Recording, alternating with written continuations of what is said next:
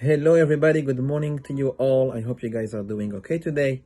We continue with the halachot of the Arba'at Minim, and today we focused on the Lulav, the famous Lulav, okay, the highest of the Arba'at Minim. So since it is actually about the highest one, so let me tell you about the size, minimum size of the Lulav. The Lulav has to be at least 4 tefahim big, which is about 12.5 inches. Less than that, you cannot say the beracha on it. Now, on the side note, you should know that if you have a small lulav and big hadassim and aravot, then you need to cut the hadassim and the aravot from the bottom to make sure that you have at least one tefah, which is one fist of space between the top of the hadassim and the aravot and the top of the lulav. Okay, so this is regarding the size. Now let's talk about the Sulim, what makes a lulav not kasher.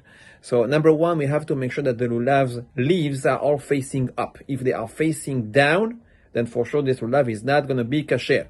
And I'm talking about the majority of the leaves. If it's only a minority, that's okay. Number two, we have to make sure that the leaves are not dry. If the leaves are too dry, and usually they turn white, okay, majority of them is going to be also pasul. Number three, we have to make sure that the majority of the leaves are not cut on top. If it's cut on top, then again, that will be pasul. And number four, we have to also make sure that the leaves are not separated. You should know that the lulav's leaves are always double. So it's always two leaves, okay, together. So if the majority of the leaves are separated, so split in the middle, in the majority of the lulav, that also is going to make the lulav pasul.